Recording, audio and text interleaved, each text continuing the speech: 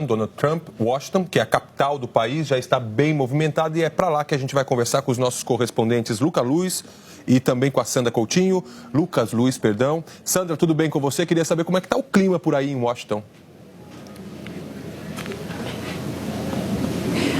Tudo bem, Evaristo? Boa tarde para você, para a Sandra, boa tarde a todos. Olha, começa daqui a pouco, aqui atrás da gente, no Memorial Lincoln, um show que mais tarde terá a participação de Donald Trump. Por volta das 7 da noite, pelo horário de Brasília, ele fará o primeiro discurso aqui em Washington, já como presidente eleito. Mais cedo, ele deposita flores no túmulo do soldado desconhecido no cemitério de Arlington, onde são enterrados os veteranos americanos. Olha, o clima aqui na capital é misto. Muita gente comemorando a chegada do novo presidente, muita gente se despedindo do presidente Barack Obama, que termina amanhã o seu mandato.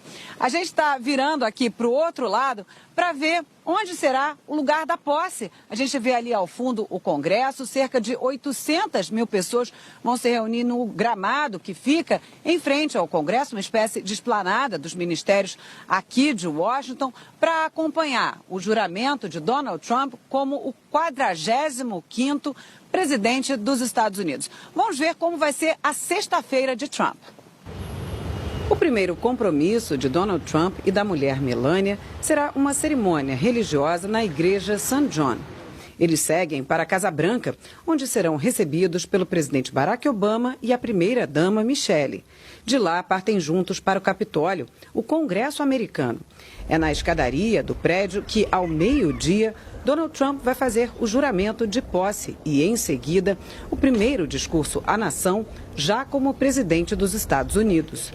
A previsão é que cerca de 800 mil pessoas assistam à cerimônia no gramado em frente ao Capitólio. Depois de almoçar com líderes do Congresso, Trump volta à Casa Branca e acompanha o tradicional desfile militar da posse. À noite, Donald Trump e Melania participam de 3 bailes de gala em homenagem ao novo presidente. E o presidente eleito, Donald Trump, escolheu seu último ministro, o que faltava para compor o governo dele. Entre os escolhidos não tem nenhum latino. É a primeira vez que isso acontece desde 1988. O correspondente Felipe Santana, em Nova York, tem mais informações sobre o novo governo americano. Felipe, boa tarde para você. Oi, Sandra, Evaristo, boa tarde para vocês, boa tarde a todos. O último indicado foi para chefiar o Departamento da Agricultura, o Sonny Perdue. Ao todo, são 18 homens e 4 mulheres ocupando posições que no Brasil a gente chamaria de ministro. Todos eles estão sendo sabatinados pelo Senado, que precisa aprovar as indicações. Ontem foi a vez de um dos nomes mais controversos, o Scott Pruitt. Ele foi escolhido para comandar a Agência de Proteção Ambiental. Só que antes ele era advogado e lutava exatamente para barrar regulamentações ambientais da agência que ele agora vai chefiar. Um dos momentos mais tensos foi quando o senador Bernie Sanders, que foi pré-candidato democrata, colocou Pruitt contra a parede. O senador perguntou se ele acredita que a ação humana é causadora das mudanças climáticas. Ele disse que sim, mas que ainda há muito que se discutir sobre isso. O Barack Obama, que se despede do governo hoje, foi um dos maiores defensores da prevenção das mudanças climáticas. Mas ontem, na última entrevista coletiva, ele disse que não quer mais se manifestar sobre esse assunto. Que, aliás, ele quer ouvir muito menos a sua própria voz nos próximos anos. Ele disse que agora vai investir mais na relação com a mulher, Michelle, passar mais tempo com as filhas e que só vai se manifestar publicamente em casos de discriminação sistemática, se a liberdade de imprensa for ameaçada e se crianças imigrantes forem postas em risco, por exemplo, de deportação. Sandra, Evaristo. Ok, Felipe, obrigada. Bom, e é do Obama que a gente vai falar agora. O presidente Barack Obama se despede da Casa Branca com uma aprovação de 60%, segundo uma pesquisa do jornal The Washington Post. Esse é um dos índices mais altos da história. Mas houve também muitos fracassos em seu governo, tanto que Obama não conseguiu ajudar a eleger a sucessora, a candidata do Partido Democrata, Hillary Clinton. Yes, we can. Sim, nós podemos. A mensagem de esperança e união que marcou a campanha de 8 anos atrás parece não fazer sentido num país hoje tão dividido. Mas Barack Obama nunca duvidou de que tem o que comemorar. Ao assumir a Casa Branca, ele herdou a maior crise econômica desde 1929. quando a queda no consumo interno dos Estados Unidos e muita especulação no mercado financeiro fizeram as ações despencarem e provocaram uma onda de falências e desemprego. Diante de um colapso econômico, 80 anos mais tarde, Obama agiu rapidamente. Ajudou a salvar a indústria automobilística e injetou bilhões de dólares no mercado financeiro. Vai entregar um país com a economia recuperada. No ano passado, o desemprego ficou abaixo de 5% pela primeira vez desde fevereiro de 2008. Obama investiu em energia limpa, se aliou à China e assinou o Acordo de Paris, um compromisso mundial para frear o aquecimento do planeta. Eleito com a promessa de acabar com os conflitos iniciados pelo antecessor, George W. Bush, Obama ganhou o Prêmio Nobel da Paz em 2009. Mas nos 8 anos de mandato manteve ataques constantes no exterior. Comandou a operação que matou o fundador da Al-Qaeda, o terrorista Osama Bin Laden. E autorizou ataques em massa com drones para poupar soldados americanos. Obama prometeu retirar todas as tropas do Iraque e concentrar esforços no Afeganistão. Era um clamor dos americanos, mas agora os republicanos dizem que as duas medidas deram origem a um dos muitos fracassos de Barack Obama na política externa.